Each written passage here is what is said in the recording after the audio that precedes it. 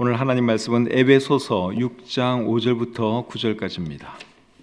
종들아 두려워하고 떨며 성실한 마음으로 육체의 상전에게 순종하기를 그리스도께 하듯 하라. 눈가림만 하여 사람을 기쁘게 하는 자처럼 하지 말고 그리스도의 종들처럼 마음으로 하나님의 뜻을 행하고 기쁜 마음으로 섬기기를 주께 하듯 하고 사람들에게 하듯 하지 말라. 이는 각 사람이 무슨 선을 행하든지 종이나 자유인이나 주께로부터 그대로 받을 줄을 알미라. 상전들아 너희도 그들에게 이와 같이 하고 위협을 그치라. 이는 그들과 너희의 상전이 하늘에 계시고 그에게는 사람을 외모로 취하는 일이 없는 줄 너희가 알미라. 아멘. 오늘은 에베소서 6장 5절부터 9절까지 말씀을 본문으로 해서 그리스도인 직장인들에게 이런 제목으로 말씀 전하기를 원합니다. 오늘 읽은 이 본문 말씀은 그리스도인 종들과 그리스도인 상전들에게 주시는 말씀입니다. 본문에 나오는 종들은 노예들을 말하는 것이고 상전들은 노예의 주인들을 말하는 것입니다. 본문이 기록될 당시에는 노예 제도가 있었죠. 그래서 교회 구성원들 중에는 노예도 있었고 또 노예 주인들도 있었습니다.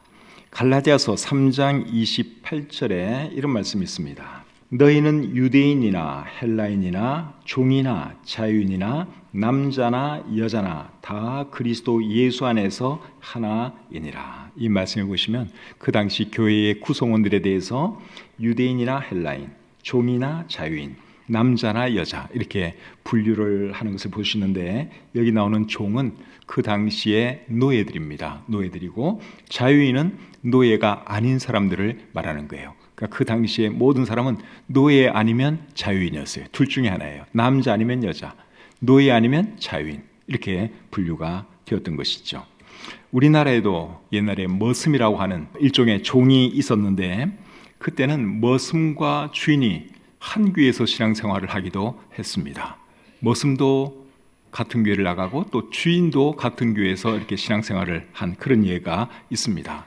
근데 이제 둘 다 신실한 사람인데 이제 집사 선출을 할 때 머슴은 집사로 당선이 되고 주인은 떨어지고 하는 그런 예가 실제로 있었습니다. 근데 교회는 어쨌든 신앙이 기준이니까 그런 일도 있었다 하는 것이죠. 오늘날은 옛날과 같은 노예나 머슴은 없지만 주종관계 내지는 상하관계 또는 갑을 관계 이런 관계는 여전히 존재하지요.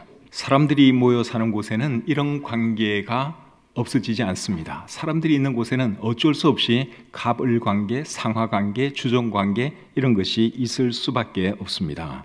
그리고 성경도 그것을 인정하고 있다고 하는 사실이에요. 출애굽기 21장 2절부터 6절까지 말씀을 제가 한번 읽어드리겠습니다. 내가 히브리 종을 사면 그는 6해 동안 섬길 것이요 7째 해에는 몸값을 물지 않고 나가 자유인이 될 것이며 만일 그가 단신으로 왔으면 단신으로 나갈 것이요 장가들었으면 그의 아내도 그와 함께 나가려니와 만일 상전이 그에게 아내를 주어 그의 아내가 아들이나 딸을 낳았으면 그의 아내와 그의 자식들은 상전에게 속할 것이요 그는 단신으로 나갈 것이로되 만일 종이 분명히 말하기를 내가 상전과 내 처자를 사랑하니 나가서 자유인이 되지 않겠노라 하면 상전이 그를 데리고 재판장에게로 갈 것이요 또 그를 문이나 문설주 앞으로 데리고 가서 그것에다가 송곳으로 그의 귀를 뚫을 것이라. 그는 종신토록 그 상전을 섬기리라. 자, 이 말씀은 무엇에 대한 말씀입니까? 히브리 종에 대한 말씀이죠. 여기 종은 사실은 노예예요, 노예. 그래서 히브리 종을 샀을 경우에는 이렇게 하라. 그것을 쭉 설명을 해주고 있죠. 또 레위기 25장 44절부터 46절까지 말씀 한번 읽어드리겠습니다. 내 종은 남녀를 막론하고 내 사방 이방인 중에서 취할지니 남녀 종은 이런 자 중에서 사올 것이며 또 너희 중에 거류하는 동거인들의 자녀 중에서도 너희가 사올 수 있고 또 그들이 너희와 함께 있어서 너희 땅에서 가정을 이룬 자들 중에서도 그리할 수 있은즉 그들이 너희의 소유가 될지니라. 너희는 그들을 너희 후손에게 기업으로 주어 소유가 되게 할 것이라. 이방인 중에서는 너희가 영원한 종을 삼으려니와 너희 동족 이스라엘 자손은 너희가 피차 엄하게 부리지 말지니라. 자, 이번에는 이방인을 종으로 썼을 때 어떻게 하라 하는 말씀이죠. 여기 종도 노예예요. 그래서 우리 성경을 잘 보면 성경은 노예 제도를 인정하고 있다고 하는 사실입니다. 노예 제도를 하나님께서 만드신 건 아니에요. 하나님께서 노예 제도를 만드신 건 아닌데 하나님은 노예 제도를 인정을 하고 있다고 하는 사실이에요. 노예 제도를 누가 만들었나 제가 궁금해서 가만히 생각을 해보니까 뭐 꼭 그런 건 아닌데, 노아가 세 아들 중에 함을 저주할 때 뭐라고 저주했는가 하면 내 형제들의 종이 될 것이라, 노예가 될 것이라 그랬어요. 노아가 종에 대한 말을 처음 했어요. 근데 그것도 제 생각에는 그 전부터 노아 그 시대 사람들도 이미 사람들을 하인으로, 노예로 부리고 있었던 것 같습니다. 그래서 아마 그렇게 말을 했겠죠. 그리고 우리 성경에 보면 아브라함 같은 분도 또 종들, 노예를 두고 살았던 것을 볼 수 있습니다. 그래서 어쨌든 중요한 것은 성경이 여러분 노예 제도를 인정을 하고 있다고 하는 사실이에요. 다만 성경이 금하는 것은 뭔 줄 아십니까? 노예를 학대해서는 안 된다.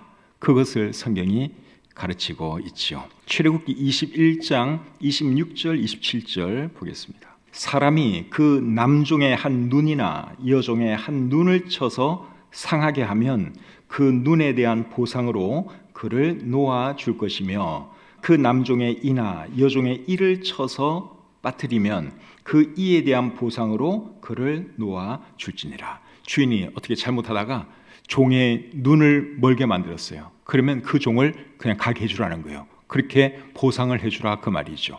또 이를 부러뜨렸어요. 그럴 경우에도 그 보상으로 노예를 자유인이 되게 해주라. 그렇게 지금 말씀을 하고 있는 것입니다. 그러니까 노예를 학대하지 말라는 거예요. 함부로 때린다든가 그런 짓을 하지 말라 그 말이죠. 신명기 23장 15절 16절 또 보겠습니다. 종이 그의 주인을 피하여 내게로 도망하거든 너는 그의 주인에게 돌려주지 말고 그가 내 성읍 중에서 원하는 곳을 택하는 대로 너와 함께 내 가운데에 거주하게 하고 그를 압제하지 말지니라. 어떤 종이 주인으로부터 도망을 나왔어요. 너무 주인이 학대하니까 견디지를 못해서 도망을 나왔어요. 그럴 경우에는 그 주인에게 돌려주라 그랬습니까? 돌려주지 말라 그랬습니까? 돌려주지 말라 그랬어요. 왜냐하면 돌려주면 그 노예는 죽을 수도 있어요. 그 주인에게 죽임당할 수도 있습니다. 그럴 경우에는 보호해 주라고 말씀하고 있죠. 그래서 우리 성경은 노예 제도를 인정하지만 노예를 학대하는 거, 그거는 철저하게 금하고 있다 하는 것을 여러분들이 아시면 되겠습니다. 이제 오늘 이 본문 말씀을 보겠는데, 오늘 이 본문 말씀은 그리스도인 종들, 그리스도인 노예들, 그리고 그리스도인 상전들에게 주시는 말씀이에요. 근데 지금은 뭐 노예 제도가 있는 그런 시대가 아니니까 오늘 이 말씀은 그리스도인 직장인들에게 주시는 말씀으로 이해할 수 있습니다. 그리스도인 직장인들에게 뭐라고 말씀하시는지 살펴보도록 하겠습니다. 5절 말씀 우리 같이 한번 읽겠습니다. 종들아 두려워하고 떨며 성실한 마음으로 육체의 상전에게 순종하기를 그리스도께 하듯 하라. 이 말씀을 헬라어 성경으로 보면 제일 핵심이 되는 말이 뭔가 하면 육체의 상전에게 순종하라 하는 말이에요. 그런데 우리 개역개정판 성경으로 읽으면 어떤 말에 무게가 가 있는 것 같습니까? 제일 끝에 말에 무게가 가 있는 것 같죠? 상전에게 순종하기를 그리스도께 하듯 하라. 그리스도께 하듯 하라. 이 말에 무게가 가 있는 것 같은데 실제로 헬라어 원어 성경을 보시면 육체의 상전에게 순종하라 하는 말에 무게가 가 있습니다. 그리고 나머지 말은 다 이 말을 보조하는 말들입니다. 세번역 성경으로 제가 한번 읽어보겠습니다. 종으로 있느니 여러분 두려움과 떨림과 성실한 마음으로 육신의 주인에게 순종하십시오. 그리스도께 하듯이 해야 합니다. 세번역 성경은 그래도 순종하라고 하는 말에 무게가 좀 더 가 있죠.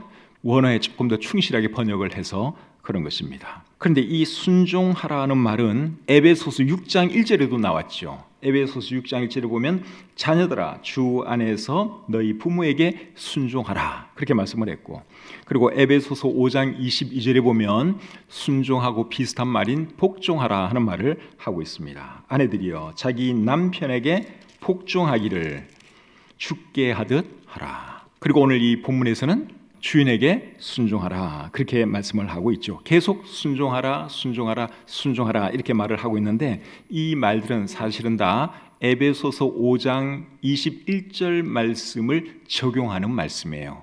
에베소서 5장 21절에 어떤 말씀이 있었죠? 그리스도를 경외함으로 피차 복종하라. 피차 복종하라는 말은 서로 존중하라 그 말이죠. 그래서 아내가 남편에게 존중하는 방법은 남편에게 순종하는 것이고, 자녀가 부모를 존중하는 방법은 부모에게 순종하는 것이고, 종이 자기 상전을 존중하는 것은 자기 주인에게, 자기 상전에게 순종하는 것이죠. 그래서 오늘 이 에베소서 5장 22절 이하에서는 적어도 세 경우를 가지고 이제 5장 21절 말씀을 적용하고 있다 하는 것이죠. 그래서 종은 이제 주인에게 순종을 해야 한다 그렇게 말씀하고 있죠. 종이 주인에게 어떻게 순종을 하라고 말씀을 하고 있습니까?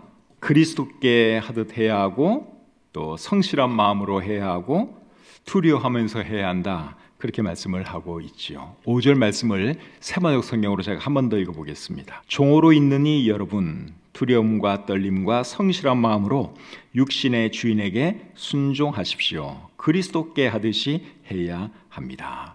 결국 이게 무슨 말인가 하면 잘해라 그 말입니다. 종으로 있는 분들은 자기 주인에게 잘 해드려라, 잘 섬게 한다 그 말을 하고 있는 것이죠. 우리 그리스도인 직장인들은 이 말씀 잘 기억하면서 여러분들 직장 상사나 사장님에게 잘 해드리기를 바랍니다. 그것이 성경이 가르치는 내용입니다. 좋은 사장님, 좋은 상사에게 잘 해드리는 것은 전혀 어렵지 않은데, 별로 안 좋은 사장님, 또 좀 못된 상사도 있잖아요. 그런 사람들은 어떻게 해야 될까요? 그런 사람들에게는 순종 안 해도 괜찮은가요? 그건 아니에요. 그런 사람에게도 순종을 잘 해야 합니다. 베드로전서 2장 18절에 이렇게 말씀하고 있습니다. 사환들아 범사에 두려워함으로 주인들에게 순종하되 선하고 관용하는 자들에게만 아니라 또한 까다로운 자들에게도 그리하라. 그러니까 까다로운 그런 상전이라 할지라도 잘해라 그렇게 말씀을 하고 있죠. 그러니까 내 마음에 들고 안 들고는 별로 중요한 거 아니에요.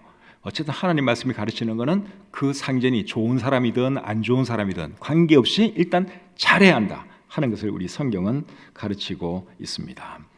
이 말씀은 남편이 안 믿는 사람이라 해도 아내는 순종해야 한다 하는 말씀과 상당히 비슷하다고 할 수 있습니다. 베드로전서 3장 1절과 2절에 그런 말씀이 있습니다. 아내들아 이와 같이 자기 남편에게 순종하라. 이는 혹 말씀을 순종하지 않는 자라도 말로 말미암지 않고 그 아내의 행실로 말미암아 구원을 받게 하려 함이니 너희의 두려워하며 정결한 행실을 봄이라. 남편이 설령 예수님을 안 믿는 자라 할지라도 아내들은 자기 남편에게 순종하라고 우리 성경은 가르치고 있죠.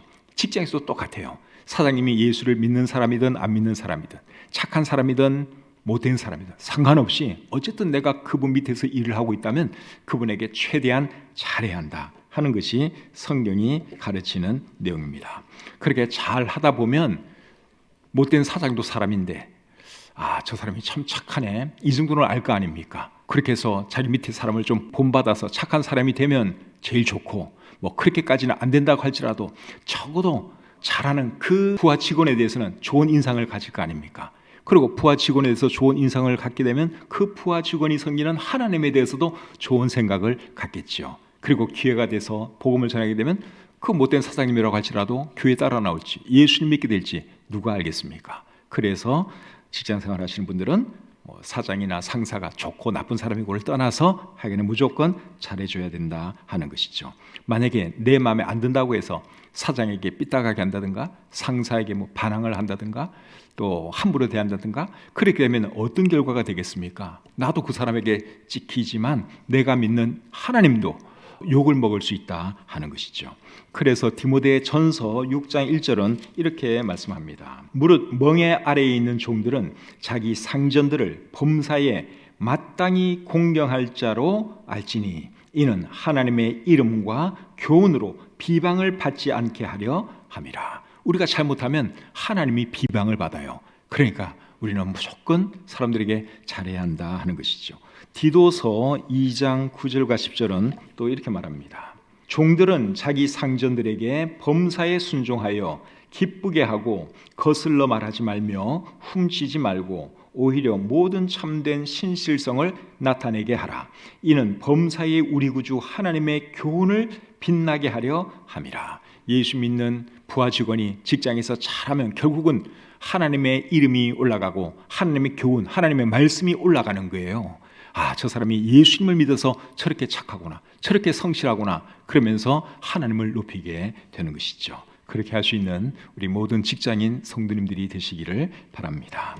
그 다음에 6절 7절 말씀 보겠습니다. 눈가림만 하여 사람을 기쁘게 하는 자처럼 하지 말고 그리스도의 종들처럼 마음으로 하나님의 뜻을 행하고 기쁜 마음으로 섬기기를 주께 하듯 하고 사람들에게 하듯 하지 말라. 이번에는 직장인들에게 조금 더 구체적으로 말을 하고 있죠.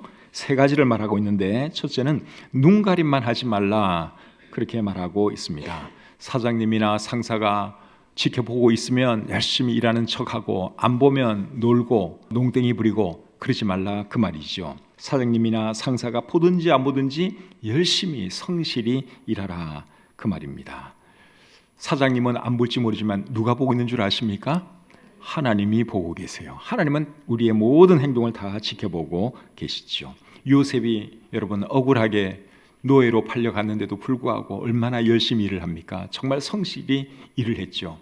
그가 그런 사람이 될 수 있었던 이유가 뭔 줄 아십니까? 하나님을 의식하면서 살았기 때문에 그런 거죠. 창세기 39장 9절 말씀 제가 한번 읽어드리겠습니다. 이 집에는 나보다 큰 이가 없으며 주인이 아무것도 내게 금하지 아니하였어도 금한 것은 당신뿐이니 당신은 그의 아내임이라. 그런즉 내가 어찌 이 큰 악을 행하여 하나님께 죄를 지으리까. 요셉은 늘 하나님을 의식하면서 살았어요. 내가 하는 모든 행동 하나님이 지켜보고 계신다.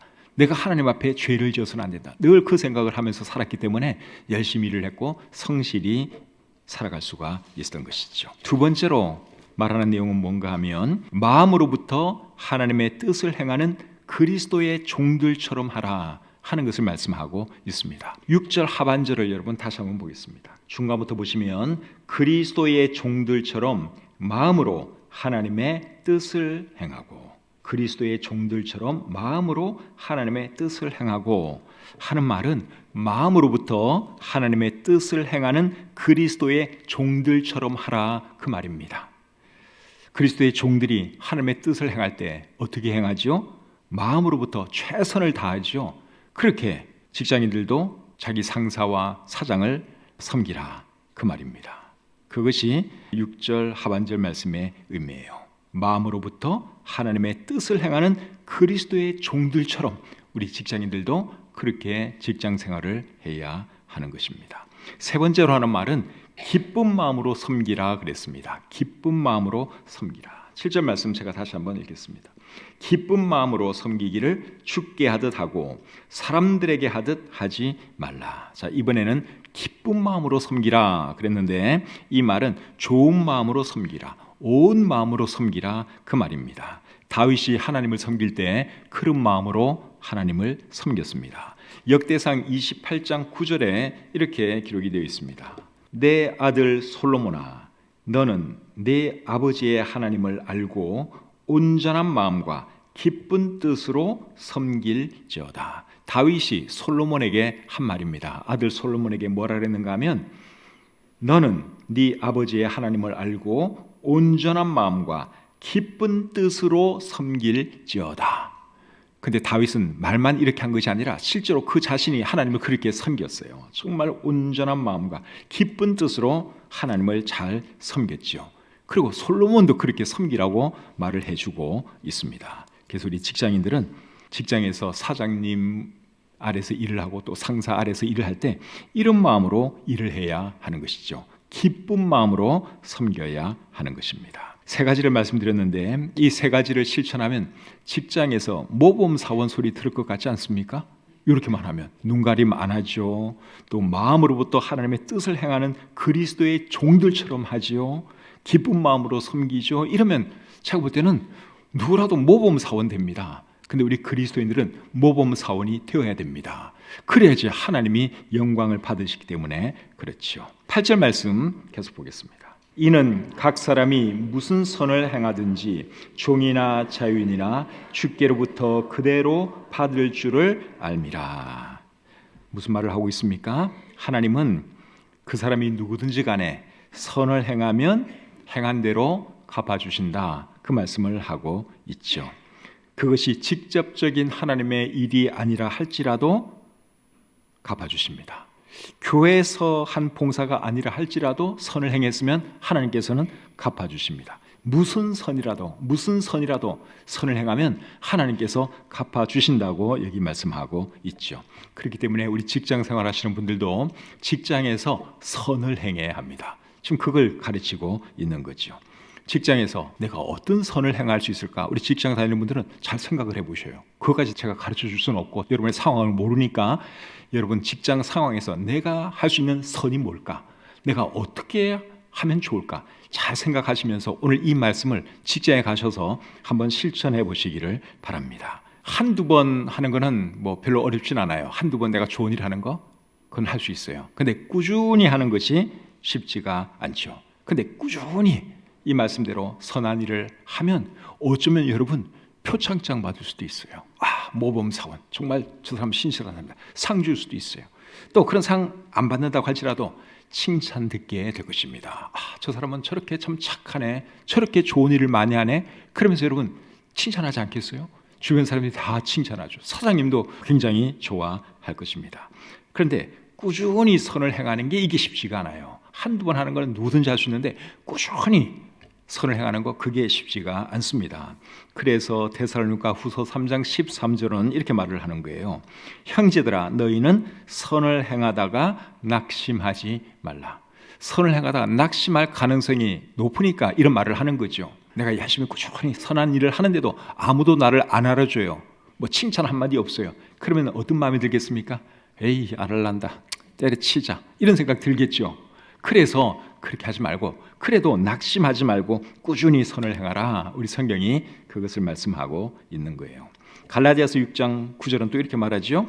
우리가 선을 행하되 낙심하지 말지니 포기하지 아니하면 때가 이름에 거두리라. 그래서 우리가 선을 행할 때는 인내를 가지고 꾸준히 하셔야 돼요.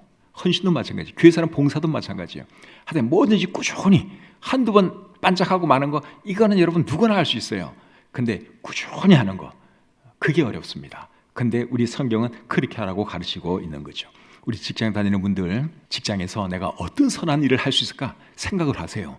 내가 남들보다 조금 더 일찍 가서 내가 주변 좀 정리라도 좀 해줘야지, 쓰레기통이라도 좀 비워줘야지. 그것만 여러분 실천 잘해도 어느 날 누군가가 그걸 캐치할 거예요. 내 자리가 늘 이렇게 깨끗하네. 누가 해놓은 거지? 저 양반이 했구나. 그러면서 이제 고마워하게 되고 또 칭찬하게 되고 여러분들에 대해서 좋은 생각을 갖게 될 것입니다. 그래서 직장 생활할 때는 조금 손해보는 마음으로 하여튼 좋은 일 많이 하려고 노력하시고 성경 말씀대로 선을 행하시기를 바랍니다. 그렇게 할 때 여러분들이 그리스도인으로서 좋은 간증을 남기게 될 것이고 그리고 하나님께서 갚아주실 것입니다. 꼭 그렇게 하시는 저와 여러분들이 되시기를 바랍니다. 9절 상반절 말씀 보겠습니다. 상전들아 너희도 그들에게 이와 같이 하고 위협을 그치라. 한번 읽겠습니다. 상전들아 너희도 그들에게 이와 같이 하고 위협을 그치라. 이 말씀은 상전들에게 하는 말씀이죠. 상전들에게 뭐라고 말씀을 했는가 하면 첫째는 너희도 그들에게 이와 같이 하라. 너희 아랫사람들에게 잘 대해줘라 그 말이죠. 아랫사람들로부터 대접은 받기 원하면서 아랫사람들 알기를 못같이 알면 대접받을 수 있을까요? 대접 못 받죠. 그러니까 윗사람이라고 할지라도 아랫사람들을 잘 대해주어야 하는 것이죠. 누가복음 6장 31절에서 예수님이 이런 유명한 말씀을 하셨습니다. 남에게 대접을 받고자 하는 대로 너희도 남을 대접하라. 정말 좋은 말씀이죠. 이걸 미국 사람들은 골든 룰이라 그럽니다. 골든 룰, 황금률이라 그래요. 내가 남에게 어떤 대접을 받고 싶으면 나도 그렇게 해줘야 되는 거예요. 항상 여러분, 내가 한 대로 받게 되어 있습니다. 그래서 상사를 할지라도 내가 아랫사람으로부터 대접 잘 받기를 원한다. 그러면 아랫사람에게 먼저 잘해주면 되는 거예요. 우리 성도들 중에는 또 직장에서 조금 높은 위치에 있는 분도 계시겠죠? 그런 분들은 여러분, 아랫사람에게 정말 한번 잘해줘 보시길 바랍니다. 그러면 아랫사람들이 여러분들을 정말 잘 따를 것이고 사랑하게 될 것이고 존경하게 될 것입니다. 그 다음에 두 번째로 하는 말은 위협을 그치라 하는 말이죠. 위협을 그치라. 윗사람이라고 해도 아랫사람을 위협하면 안 됩니다. 그 당시 주인들 중에는 노예들을 막 위협하는 그런 주인들이 많이 있었던 것 같아요. 그래서 바울이 하는 말이 위협하지 말라, 그렇게 말씀을 하고 있습니다. 오늘날에도 자기 아랫사람에게 위협하는 그런 사람들이 상당히 많이 있죠.